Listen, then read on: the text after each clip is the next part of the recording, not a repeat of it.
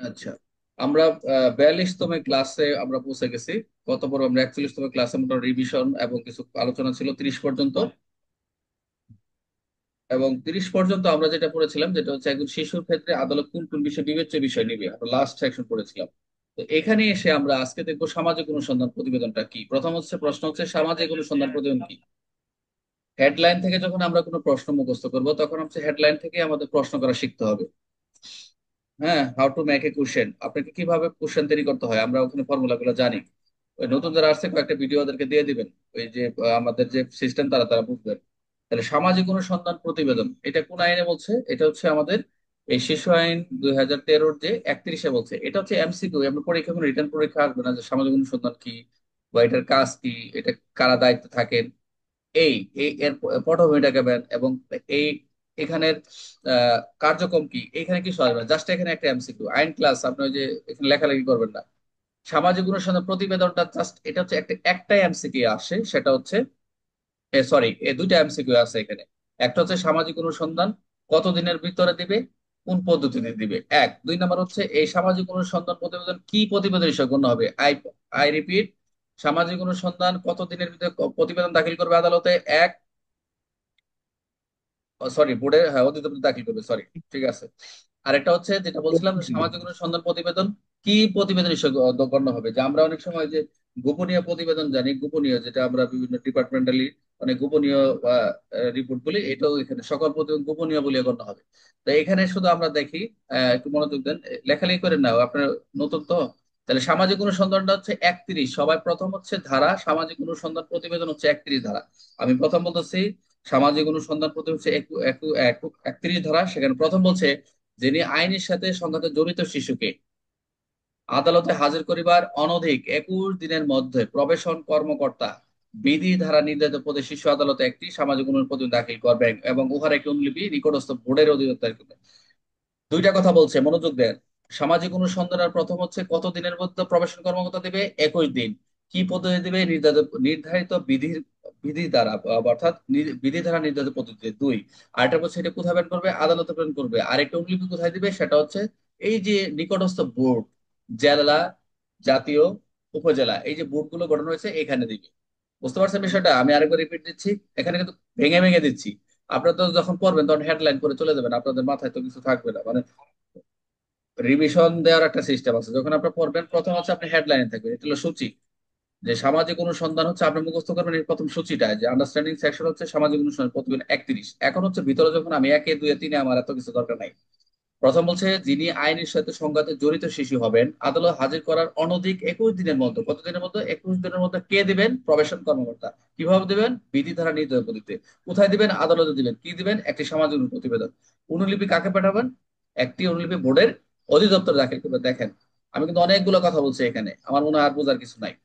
যে সামাজিক, আমি যে প্রশ্ন করি, সামাজিক অনুসন্ধান প্রতিবেদন কে দাখিল করবেন, কোথায় দাখিল করবেন, কিভাবে করবেন, কত দিনের মধ্যে করবেন, এই অনুলিপি কার নিকট প্রেরণ করবেন। 5টা প্রশ্ন করছি, বুঝতে পারছেন সবার? ক্লিয়ার সবার? হুম। আচ্ছা, এখন হচ্ছে ক্লিয়ার স্যার। আমরা যদি এই সামাজিক যে অনুসন্ধান প্রতিবেদনটা আমরা পিছনেও কিন্তু আমরা পড়ে আসছি, এই প্রতিবেদনটা কেমন হবে, এই প্রতিবেদনটা অবশ্যই আমি যে শিশুর যে বিবেচ্য বিষয়গুলো রয়েছে, এছাড়া শিশুর যে বিষয়গুলো রয়েছে, শিশুর কি কি কোন কোন দিকগুলো আপনারা আনবেন তদন্তের। বিশেষ করে আমার মতে যে সামাজিক শিশু প্রতিবেদনের ক্ষেত্রে যে স্পেসিফিক বলে বিবেচ্য আদালত আনতেছে, এই পটভূমিগুলো তো আমার মনে হয় দাঁড়া করায় দেয়, সেগুলো হচ্ছে বেশি। তবে কোর্ট যেটা দিচ্ছে সরজমিনে যেটা আসতে বলছে সেটা হচ্ছে তার তদন্তপূর্বক, সরজমিনে তদন্তপূর্বক কি করবো, শিশুর পারিবারিক, এটা একটা বিষয়। আমি কিন্তু এই পারিবারিক নিয়ে অনেক উদাহরণ দিচ্ছি। সামাজিক, সাংস্কৃতিক, আর্থিক, মনস্তাত্ত্বিক, নৃতাত্ত্বিক, শিক্ষাগত যোগ্যতা, পটভূমি, এগুলো সব একই কথা। শিশুর পারিবারিক, সামাজিক, সাংস্কৃতিক, আর্থিক, মনস্তাত্ত্বিক, নৃতাত্ত্বিক, শিক্ষাগত যোগ্যতা, পটভূমি এবং কোন অবস্থায় এলাকায় যে বসবাস যেমন দেখা যাচ্ছে একটা ঢাকা শহরের ভিতরে একটা কি বলে বিল্ডিং, অর্থাৎ সরকারি, যেমন ওই যে ঐশী হত্যার কথাটা বলছিলাম, যে এখানে তার তার বাবা মা সরকারি চাকরি করতো, তো তার ঘরেও কিন্তু একদম শিক্ষিত পরিবার একটা ঘটনা ঘটে গেছে। তার আরেকটা হচ্ছে বস্তির ঘটনা, বস্তিতে একটা মার্ডার করছে। তো তার যে পরিবেশ, তার যে ব্যাকগ্রাউন্ড, তার যে পারিবারিক শিক্ষা, এগুলো কিন্তু ডিফারেন্ট, টোটালি ডিফারেন্ট। এই জন্য কোন অবস্থা এলাকায় যে বসবাস করে, ওই অবস্থার কি পরিবেশ, কোন অবস্থার পরিপ্রেক্ষিতে অপরাধ সংঘটিত, তার ইত্যাদি বর্ণনা, অর্থাৎ এখানে হচ্ছে মোটামুটি ইত্যাদির একটা বর্ণনা অন্তর্ভুক্ত থাকবে সামাজিক অনুসন্ধান প্রতিবেদনে। লাস্টের দিকে বলছে যে প্রবেশন কর্মকর্তা অবশ্যই সামাজিক অনুসন্ধান যেটা দিবেন প্রতিবেদন, উক্ত পদে শিশু সংশ্লিষ্ট সকল প্রতিবেদন অবশ্যই সিক্রেট বলে গণ্য হবে। যে প্রতিবেদনটা দিল এটা গোপনীয় বলে গণ্য হবে, কারণ হচ্ছে এটা প্রকাশ্য কোনো সে দিবে না। সবকিছু প্রতিবেদন এখানে আজকে আমরা ক্লিয়ার পেলে একটা প্রবেশন কর্মকর্তার কিন্তু যে উনি যে প্রতিবেদনগুলো দিবে এটা হচ্ছে শিশু সংশ্লিষ্ট, শিশু সংশ্লিষ্ট সামাজিক অনুসন্ধানটি অবশ্যই গোপনীয়। প্রশ্ন আসতে পারে যে সামাজিক অনুসন্ধান কি অনুসন্ধান বলে পরিচিত হবে, সেটা হচ্ছে সকল প্রতিবেদন গোপনীয় দলিল বলে, বা গোপনীয় দলিল না, গোপনীয় বলে গণ্য হবে। এই সামাজিক অনুসন্ধান কারো বোঝার কিছু আছে কিনা? কে বোঝেন নাই বলে?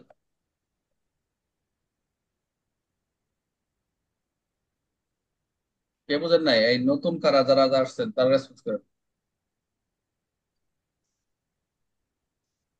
সামাজিক অনুসন্ধান কে বোঝেন নাই? বুঝছেন সবাই? একদম আসাদ বুঝছেন? জিল্লো, হ্যাঁ স্যার, বলছি স্যার।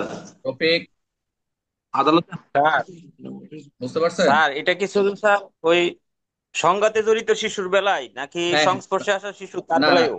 শুধু হচ্ছে না সংস্পর্শ, সংস্পর্শ তো সাক্ষী আর বেলা হবে না। ওটা তো ও তো সাক্ষী, ও তার জি স্যার। রাইট একমাত্র এটা। জি স্যার। এই সামাজিক অনুসন্ধানটা কার বিরুদ্ধে দিবে? প্রথম প্রশ্ন দেখেন, আমি প্রথম হচ্ছে সামাজিক অনুসন্ধান প্রতিবেদন কি, তারপর হচ্ছে আইনের সঙ্গত কার বিরুদ্ধে দিবে? আইনের সঙ্গে সহিত সংঘাত জড়িত শিশুর বিরুদ্ধে। কে কে প্রতিবেদন দিবে? জি স্যার। প্রবেশন কর্মকর্তা দিবে। কতদিনের ভিতর দিবে? 21 দিনের ভিতর দিবে। কিভাবে দিবে? ওই দিনের বিধিনির্ধারিত মধ্যে পদ্ধতি দিবে। কোথায় দিবে? আদালতে দিবে। বিদিত। অনুলিপি কোথায় দিবে? বোর্ডে দিবে। আর সামাজিক অনুসন্ধান প্রতিবেদনে কোন কোন বিষয় অন্তর্ভুক্ত হবে? সামাজিক, পারিবারিক, আর্থিক, মনস্তাত্ত্বিক, শিক্ষা যোগ্যতা, পটভূমি, এই সকল বিষয়। আর এই তো এই প্রতিবেদনে কি হিসেবে গণ্য হবে? গোপনীয় প্রতিবেদন। ক্লিয়ার ধারা বুঝতে পারছেন? এই যে গোপনীয় এখন এই এমসিকিউ, প্রতিবেদন। রাইট, এমসিকিউ যদি না থাকতো এই ধারা আমি পড়তামই না। এখন কিন্তু মোটামুটি পড়ালেখাটা এইভাবেই হয়ে গেছে। আপনারা তো এক লাইন হেডলাইন করে দেন, 21-এর নিচে একটু আন্ডারলাইন দিয়ে দিবেন, কিছু করে না, এখানে 21। এখন দেখি আমরা এমসিকিউ কি আছে। শিশু আদালতে হাজির হওয়ার কতদিনের মধ্যে প্রবেশন কর্ম সমাজ অনুষ্ঠিত প্রতিনিধি দিলেন? কতদিন? 21 দিন স্যার। 21 দিন। Good. সামাজিক অনুসন্ধান প্রতিবেদনে কোন তথ্য অন্তর্ভুক্ত থাকবে? কোন কোন? ওই যে শিশুর পারিবারিক, সামাজিক, সাংস্কৃতিক, মনস্তাত্ত্বিক, নৃতাত্ত্বিক, শিক্ষাগত যোগ্যতা, পটভূমি, বসবাস অবস্থা ও পড়াশোনার পরিপ্রেক্ষিতে এটা থাকবে। আচ্ছা, প্রবেশন কর্মকর্তা সামাজিক অনুসন্ধান প্রতিবেদন শিশু সংক্রান্ত অন্যান্য প্রতিবেদন কেমন ধরা হবে? এটা কেমন ধরা হবে? অবশ্যই গোপনীয়। Very good. গোপনীয়।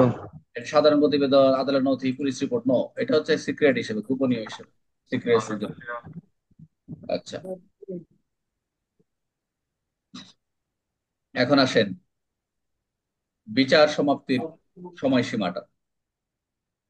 এই যে এই হেডলাইনটা কে আমাকে বলেন যে বিচার সমাপ্তির সময়সীমাকে বলতে কি বোঝানো হয়েছে এখানে শিশু আইনে? কে বলতে পারবেন? এখানে লেখালেখি করেন আপনারা, আমি একটু করে দিই আপনাদের। মানে কতদিনের মধ্যে বিচার সমাপ্ত হবে, বিচার শেষ হয়ে যাবে, এটা বোঝানো হচ্ছে এখানে স্যার। আর কেউ? আমরা এটাই বুঝলাম নাকি, যে কতদিনের মধ্যে শিশু আদালতে কার্যক্রম শেষ হবে, এটাই তো? জি জি স্যার। স্যার। স্যার একটা প্রশ্ন। স্যার একটা প্রশ্ন, রফিক ভাই যেটা এ, বলছে ওইটা বুঝলাম স্যার। এখন বিষয়টা হচ্ছে যে রাজু আবার এই রাজুর কথা, রাজুর কথা কেমন আসতেছে না? স্যার শুনতে পাচ্ছেন স্যার? না, ভয়েসটা কেমন ঝেড় ঝেড়াইতেছে কেন? আরেকজন কথা বলেন আহ, তো, আরেকজন কথা বলেন তো। স্যার, কথা তো ক্লিয়ার শোনা যাচ্ছে, রাজুবার কথা তো সঠিক পাওয়া যাচ্ছে স্যার। কিন্তু এখান থেকে ঝড় ঘর আসতেছে কেন? এসে দেখতেছি আমার কথা ক্লিয়ার শোনা যায়? জি হ্যাঁ স্যার, স্যার, শোনা কথা যাচ্ছে। শোনা যাচ্ছে স্যার, ক্লিয়ার। আমারটা আমারটা কি এখন কেমন শোনা যায় স্যার? আপনাদের ভয়, আমার ভয় যদি ক্লিয়ার হয় তাহলে ঠিক আছে, কিন্তু এখান থেকে আমি নয়েজ পাচ্ছি। আচ্ছা ঠিক আছে, দেখি। আমার মনে হয় স্পিকারের প্রবলেম এখানে। কার্য সম্পূর্ণ না হওয়া পর্যন্ত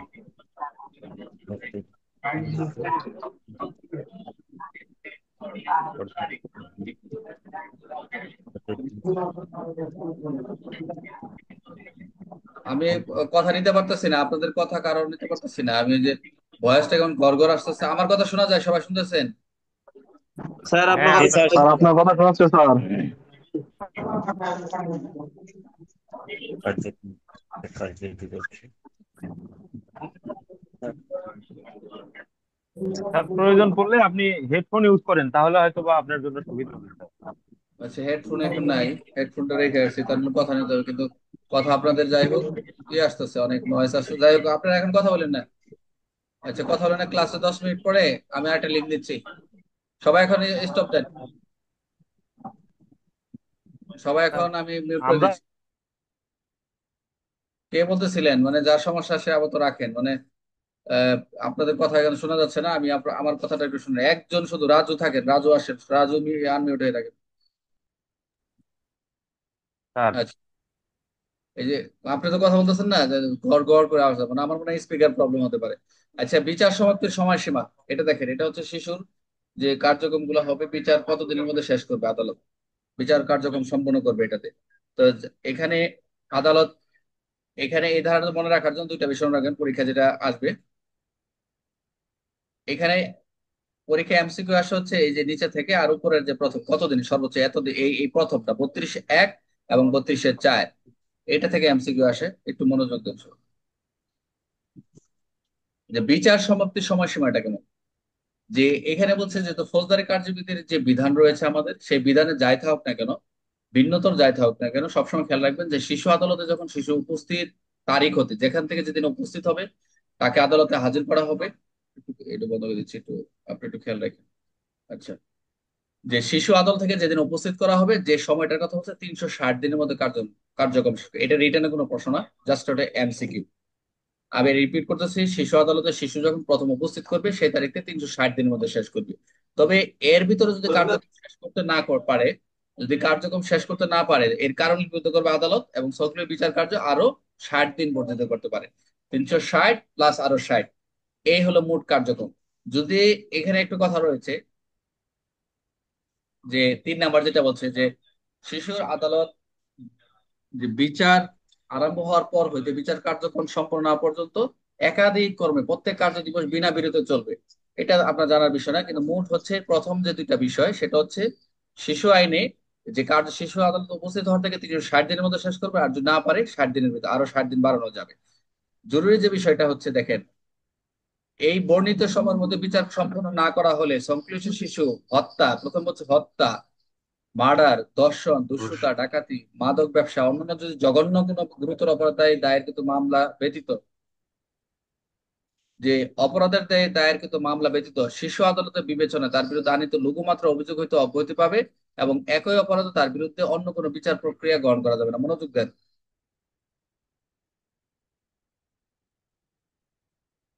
সবাই মনোযোগ দেন।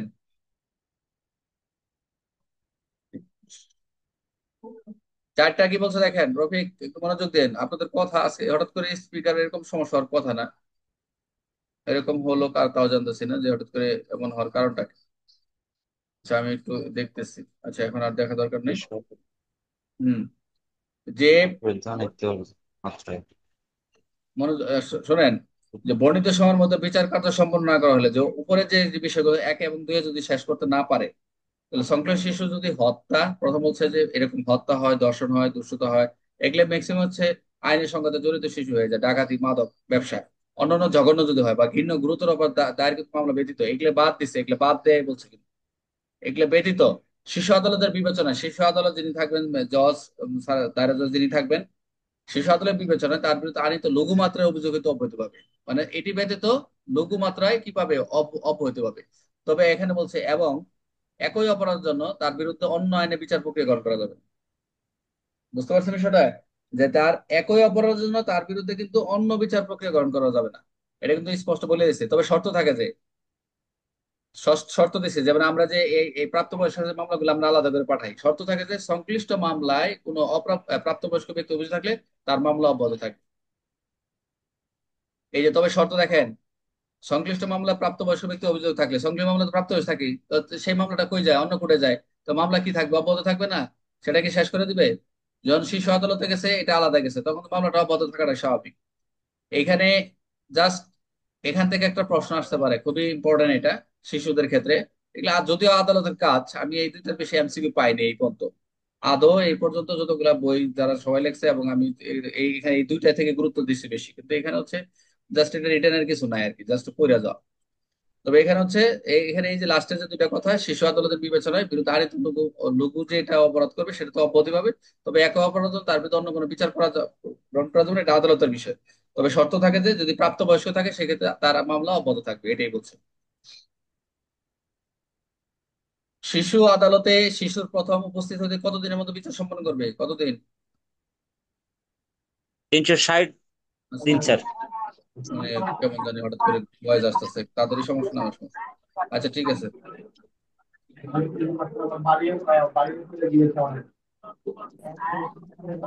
সবাই আনমিউট করেন তো, সবাই আনমিউট করেন তো। unmute করে- আচ্ছা আপনারা স্টপ থাকেন। যুক্তিসঙ্গত কারণ 360 দিনের সম্পন্ন না হলে সেটা হচ্ছে 60 দিন। আপনার কথা বলেন না, আমি এখানে দেখা দিচ্ছি। শিশু আদালতে বিচার কার্য কিভাবে চলবে? এক টানা প্রতিদিন বিনা বিরতিতে।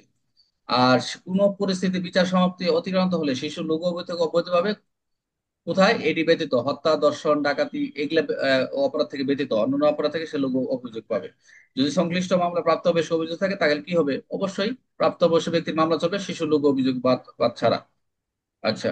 আচ্ছা আপনারা আমি এই ক্লাস শেষ করে আমি রিস্টার্ট দেবো, আপনারা 2-3 মিনিটের মধ্যে জয়েন দিয়ে দিবেন, কারণ হচ্ছে এখানে একটু ঝামেলা হচ্ছে মনে হচ্ছে। আচ্ছা এখানে দেখেন তাহলে আমরা কি দেখলাম? প্রথম থেকে দুইটা দেখি, দুইটা দেখ। একটা হচ্ছে 31 হচ্ছে সামাজিক অনুসন্ধান প্রতিবেদন।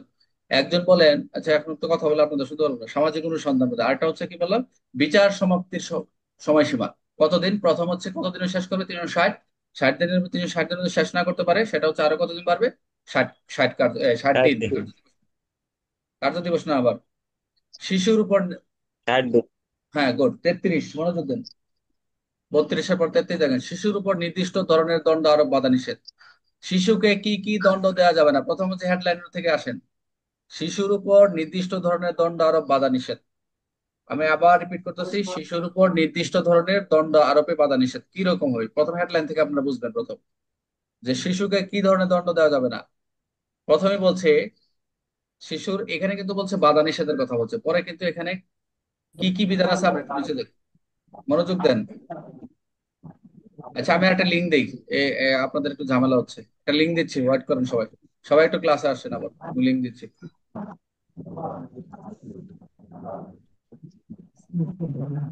এখানে একটু সমস্যা হচ্ছে, আমি দেখি একটু রিস্টার্ট দিয়ে, টোটাল একটা রিস্টার্ট দিয়ে বন্ধ করে দিই।